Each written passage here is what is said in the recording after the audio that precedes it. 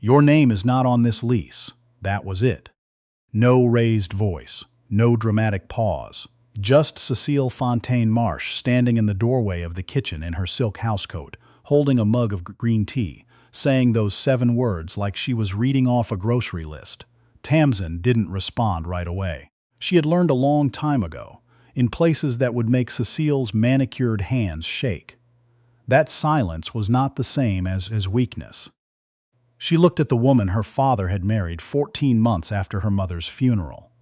She looked at the mug. She looked at the marble countertop that her grandmother had picked out in 1987, still the same warm cream it had always been. "I know," Tamsin said. "Then you understand." Tamsin Adjoa Ower Voss was 23 years old the morning. Cecile said that to her. She had spent the previous 3 years serving with the Canadian Armed Forces, 2 of them deployed. She had carried a rifle through mud and altitude and heat. She had earned a commendation that her father read about in a letter she sent home, because she did not call often. The field did not make that easy.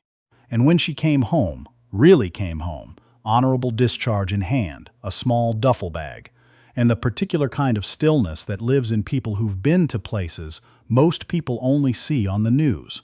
This is what she came home to. A woman in a silk housecoat. 7 words. Her father, Desmond Ower Voss, was not in the kitchen that morning. He was upstairs. Tamsin had heard him moving around earlier, the familiar creak of the 3rd floorboard from the top that she used to time her teenage curfews around. He knew she was there. She had texted him the night before. He had replied with a thumbs-up emoji, which told her everything she needed to know about where things stood. She did not go upstairs to find him. She went to the hallway closet instead, took down the box she'd shipped ahead of herself from Petawawa, carried it to the front door, and set it down. Then she went back to the kitchen. "I'll need the weekend," she said to Cecile. Cecile looked at her over the rim of the mug. There was something in her expression that wasn't quite triumph, more like the careful blankness of someone who has won but does not want to be seen celebrating. "Monday," she said. "That's fine." It wasn't generosity. Tamsin understood that. Monday was Cecile's timeline, not a gift. The house in Oakville had been in her father's family for over 30 years, but Desmond Ower Voss had refinanced it twice during his 2nd marriage. And Cecile, who had worked in real estate law before she retired into the comfortable business of being Desmond's wife, knew exactly whose name was where on what document.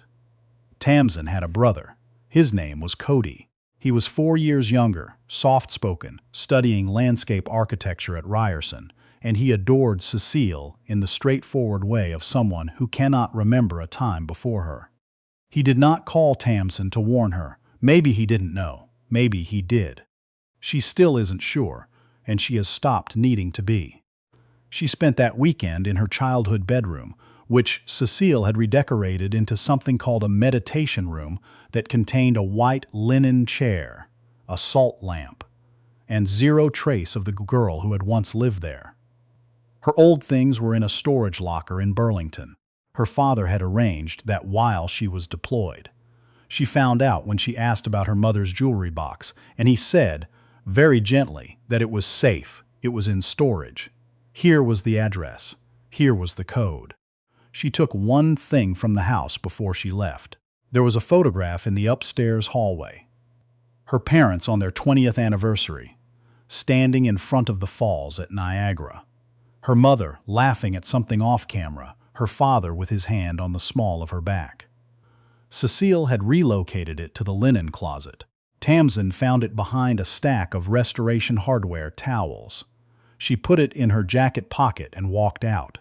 She did not say goodbye to her father. He did not come downstairs to say goodbye to her. That is the part that still sits in the chest sometimes, the way old injuries do, the ones that healed crooked. Here's what Cecile did not know, and this matters, so pay attention. Tamsin's maternal grandmother, a woman named Nana Ifua, who had come to Canada from Ghana in 1971 and built a cleaning business with nothing but a second-hand vacuum and a handshake, had died the previous spring. Tamsin had not been able to attend the funeral. She had sent flowers and a letter, and Nana Ifua's oldest friend, a Ghanaian Canadian woman named Abina, who had known Tamsin since she was in diapers, had read the letter aloud at the service. Nana Ifua left a will. She had left it with a lawyer in Mississauga, a careful woman named Carolyn Abizi, who had drafted it 6 years earlier and stored a copy in her own office safe. The estate was not enormous, but it was specific. The cleaning business had been sold the year prior, quietly and for considerably more than anyone expected, because a large property management company had been looking to acquire independent residential cleaning operations in the GTA. And Nana Efua had, in her 79th year, retained a business broker, negotiated a deal, and signed the papers with the same practical calm with which she had done everything else in her life. The will directed the majority of the proceeds to Tamsin. There was a reason for this that Nana Efua had explained in a letter attached to the document, and Carolyn Abizi had read it aloud in her office in Mississauga, while Tamsin sat in the chair across from her in her civilian clothes, 3 days after leaving Oakville. "She is the one who is going to need something to start with," the letter said. "The others have their feet under them. Tamsin has always had to make her own ground. You could argue about whether that was fair. People have. Cody did, eventually, when he found out. But Nana Efua was not a woman who made her decisions based on what was comfortable for other people to receive."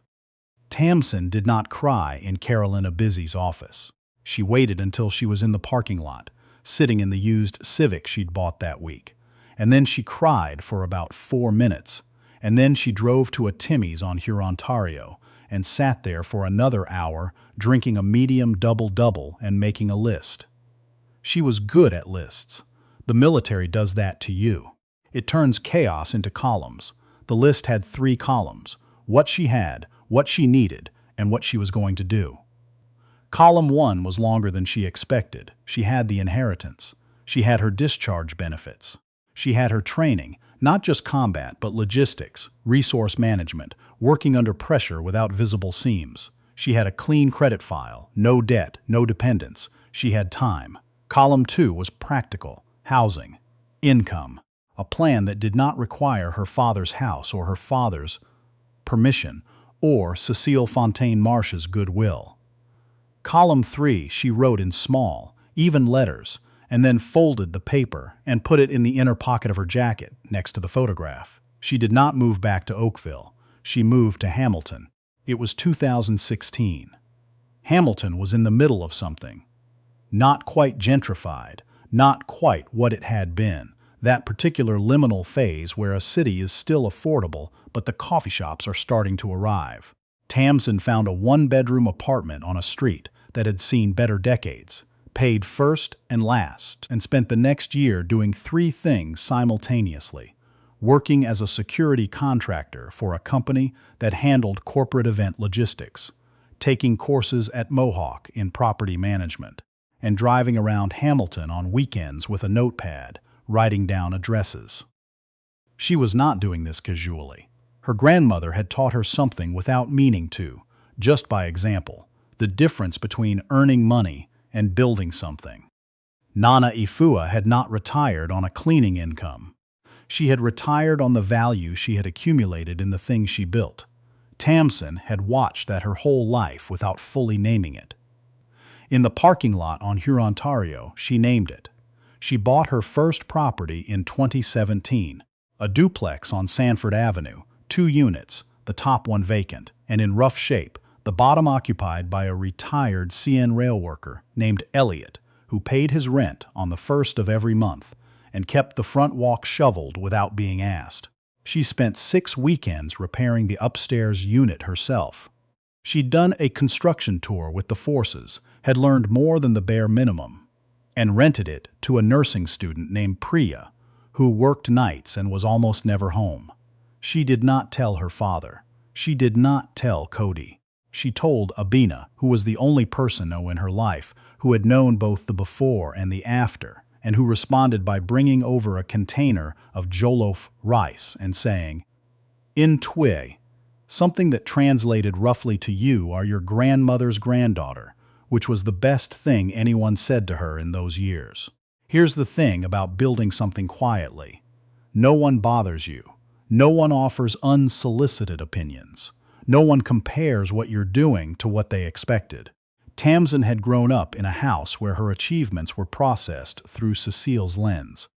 Her military service described at dinner parties as an interesting choice. Her commendation mentioned once and then set aside. The quiet of doing something without an audience was, it turned out, not a deprivation. It was a relief. By 2020, she had 4 properties. By 2022, 6. She had incorporated a numbered company that she later renamed, something clean and easy to say. She had a property manager handling day-to-day, a bookkeeper in Stony Creek, and a lawyer she trusted in a glass-fronted office on King Street West. She had moved from the apartment on the rough street into a 2-bedroom condo on the escarpment with a view that caught the sunset in October in a way that still occasionally made her stop mid-sentence. She had also, somewhere in the accumulation of those years, built the particular kind of stillness that is different from the military kind. Not the stillness of readiness, of waiting to react, but the stillness of someone who knows where they stand and does not need anyone else to confirm it. She did not hate Cecile. That might be the thing people find most difficult to believe when they hear this story, because the shape of it suggests a hatred and a revenge. And the truth is simpler than that. Tamsin had spent too much time around people who carried hatred the way you carry a pack, always heavier by evening than it was in the morning, to have any appetite for it. What she felt about Cecile was closer to clarity. Cecile had shown her exactly what the situation was. She had done it without ambiguity, in silk, on a Tuesday morning, over green tea. In some ways, Tamsin was grateful for the efficiency. Her father called her on her birthday that year. He'd done it every year since Oakville, a phone call that lasted between 8 and 12 minutes and covered the same general territory. "How are you doing?" "Fine." "Are you still in Hamilton?" "Yes." "Are you seeing anyone?" "No." "Well, that's all right. Okay. Take care of yourself." She picked up. She always picked up. Whatever she felt about what he had and hadn't done, he was still her father, and she was not going to be the person who stopped picking up. But she didn't tell him about the properties. She didn't tell him about a lot of things. In the spring of 2023, she got a call from Carolyn Abizzi. This is the part of the story where people lean forward. Carolyn had a client. She did not say who. That was not how Carolyn operated. Who was selling a residential property portfolio in the Oakville area. 7 units across 3 buildings. The owner needed to liquidate. The price was motivated. Was Tamsin interested in taking a look?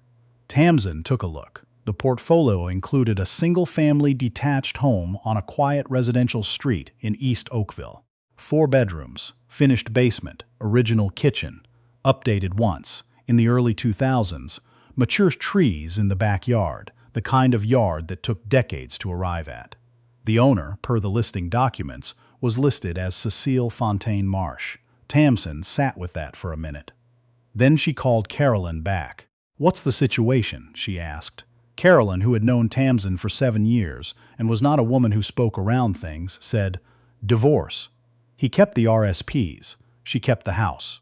Then the house needed a new roof, and the furnace went, and she's been carrying it on a fixed income since the settlement, and she needs to move the equity into something liquid before the spring tax deadline. Tamsin was quiet for a moment. "My father?" "Settled separately. Different property. You'd be dealing with her directly." Another moment. Outside her window, the escarpment caught the afternoon light in that particular way it did in April, still a bit raw, but with something coming up underneath. "Send me the full package," Tamsin said. She did not make the offer out of cruelty.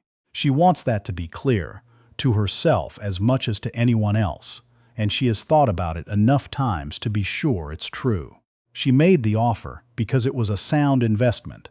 Oakville East, stable rental market, quality structure, motivated seller, and because she had long since stopped allowing personal history to make her decisions for her. That was a discipline she had built the way she built everything else. Deliberately, one choice at a time. The offer was fair, not low, not a punishment. Fair. Carolyn submitted it through the listing agent. There were 2 rounds of negotiation, brief and businesslike. Cecile's agent did not know the buyer. Cecile did not know the buyer. It was a numbered company, same as always. Tamsin's lawyer handled the closing. She received the keys on a Thursday. She arranged a walkthrough for the following Saturday. Standard practice, just to document the state of the property before the handover was considered complete. She drove out herself. She had not been back to Oakville since the Monday morning she had left with a duffel bag and a box and a photograph. The listing agent met her at the door. They shook hands. The agent said the previous owner had vacated as agreed. Tamsin stepped inside. The marble countertop was still there, still the same warm cream. Her grandmother had picked it out in 1987, and whoever Cecile had hired to update the kitchen in the early 2000s had clearly taken one look at it and understood that some things should not be touched. She walked through the rooms slowly, the way she'd been trained to walk through unfamiliar spaces, not warily, just attentive. The meditation room with its Latin chair was gone. The space had been returned to something more generic, a guest room with a duvet in a plastic bag. The linen closet in the upstairs hall was full of things Cecile had left behind. Miscellaneous linens, 2 boxes of books, a pair of cross-country skis. Tamsin would have it all cleared out. She walked the back garden. The maple tree her mother had planted the spring she and Desmond moved in. Tamsin had been 2 years old. There were photographs, had grown enormous. It filled the whole back corner, its roots lifting the edge of the patio stones in that slow, inexorable way of old trees. She put her hand on the bark for a second, just a second. Then she walked back inside and completed the walkthrough with the agent and signed off on the documentation and drove back to Hamilton. She did not find out until later, through Abina, through the particular grapevine that connects people across decades if they started in the same community, that Cecile had taken an apartment in Mississauga, that she had driven past the Oakville house once, apparently, a few weeks after closing, that she had found out the buyer's name when the property was registered and the numbered company was resolved into its named owner, Tamsin A. O'Ware Voss, Hamilton, Ontario. Abina said Cecile had gone very quiet when she found out. Tamsin did not feel satisfaction exactly, or not only satisfaction.